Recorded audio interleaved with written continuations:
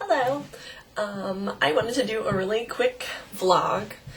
I say that all the time. It's not gonna be fucking quick, you know that, if you watch my channel ever.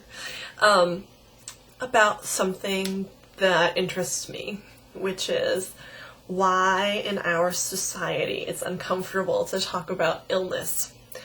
Tonight I went to rehearsal for that stage reading thing I'm doing this weekend and ran into a woman, and somebody asked why I wasn't out and about in a social life, and I said quite plainly, I said I'm undergoing treatment that's nearly the equivalent of chemo, and it's going to take a couple of years, and so I'm not out and about the way I used to be. And people are wondering that. People always, of course, who care and are interested, wonder why you've disappeared.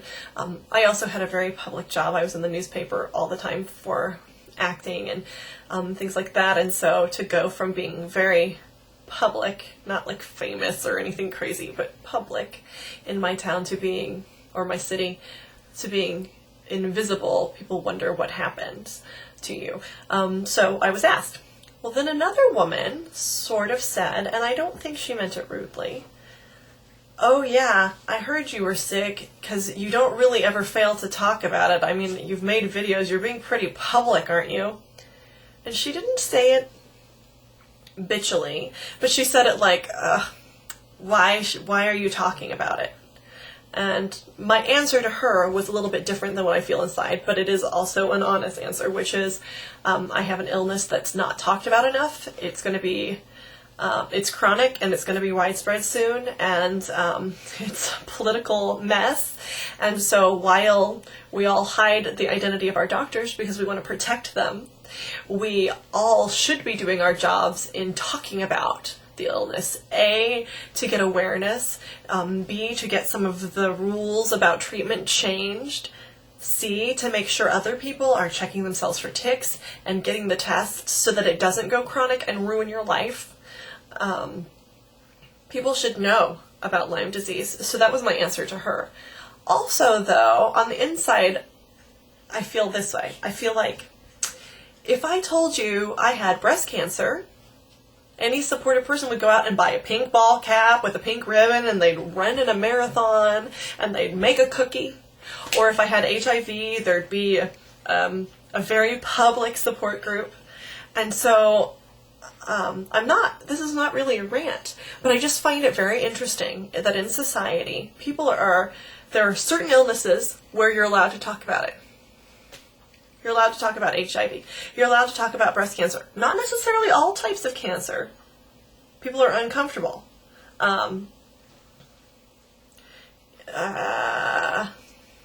Jerry's Kids, MDA, we're allowed to talk about that. Dr. Oz is allowed to go on the Oprah show and talk about what's in your poop. But you try to bring up other illnesses and people aren't interested. They're uncomfortable. They act like you've overstepped your bounds and are being socially rude. And I think part of it's because people don't know what you expect, but I don't come at anybody, and I know a lot of my sick friends don't come at anybody expecting sympathy. It's just people say, like, "What did you do today?" "I changed medicines today, and it made me feel this way," or "I changed medicines today, and I read this really interesting article about how B12 metastasizes in your blood system." If somebody said that, "What did you do today?" and I said,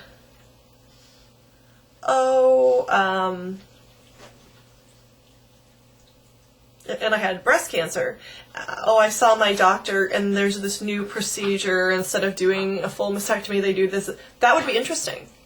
But when I talk about my Lyme disease meds, people think it's a little icky. And I think it's really interesting how we're not allowed to talk about it. The rant part of this is I get offended when I see people on Facebook constantly talking about their infertility. Like, I have several people that are on my Facebook list that are constantly talking about, "I can't have babies," and they're angry about it, and they're angry at women that can't have babies, and every other day they're talking about that. And I'm not mad at those women. They're free to talk about whatever they want. But socially, that's apparently acceptable. But if I say in a room, "I'm sick, I have Lyme disease," that's, verboten. Or people all day on Facebook talk about how they're having a crappy day. So why is it okay in society to say, hey, how are you? And somebody says, I had a terrible day. My boss and I got in a fight, and I had a fight with my husband, and then so that's sort of down. That's not like, it's not like in our society we expect it all to be positive. So where is that line? I'm just really interested. Where is that invisible line of comfortable to talk about, not comfortable to talk about? Because it's not a positive negative, because if you say you had a really crappy day, that's usually okay. And if you say you have certain illnesses, that's usually okay. But if you talk about other ones, why is that not okay? Is it because there's not enough education and they think you're being wussy? Maybe it is. Maybe they think, oh, you have a bug bite. Poor you. Why are you complaining about it? Maybe it's because there is a lack of education. But I just thought it was interesting. Other than that, today was okay. It was really overwhelming. To be in a group of people. I think I did okay, but I physically feel so exhausted just by being in the company of other people that I feel like I look like I'm cross-eyed, because that's how I feel. I feel cross-eyed by the experience. But I was happy to see a few of the people that I have performed with in the past, and this will be so fast, it'll be over by Saturday, so. And it's a stage reading of Heathers, which is fun. Cult classic. And my other project has been, I'm getting really into assemblage, and I'm doing better and better. Like that last one I showed you wasn't really the best of what I can do, but it was my most recent. And so I've been pre-cutting letters, because I don't like collaging with like whole words cut out for magazines. I want to spell them out with different font faces and stuff like that. So I'm pre-cutting letters, and I'm up to K. I'm going through magazines and cutting out all the letters ahead of time, because when I get really excited and an idea for a project, and then I get in there and I have to do all of the stupid busy work, I'm not into it. So that's my silly thing, the way I pass the time. I've been sitting on the couch cutting out letters, and I got through K. So tonight, starting with L, I'm going to cut letters and probably watch episodes of Sex and the City or something. I'm glad everyone seems to be hanging in there. The fact that we see your faces on camera means that you're like at least moving, which is wonderful. And I'm going to do a silly outfit of the day. Hold on, I'm going to turn on the light.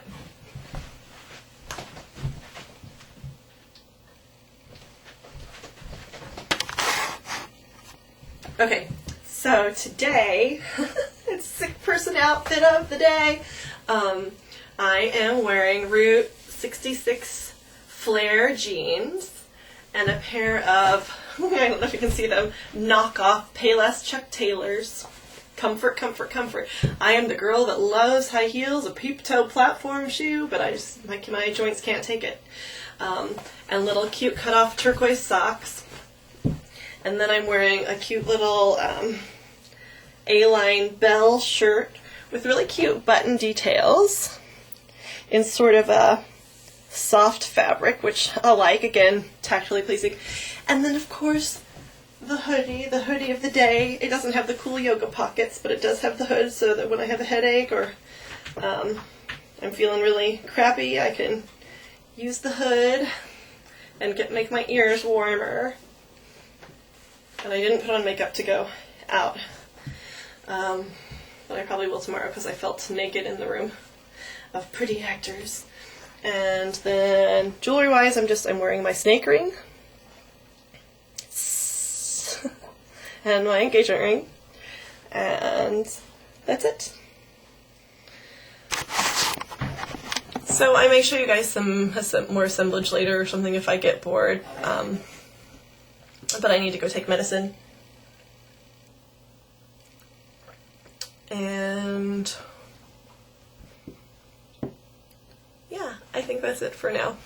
Hope you're having good days. I'll probably bother you with another video soon.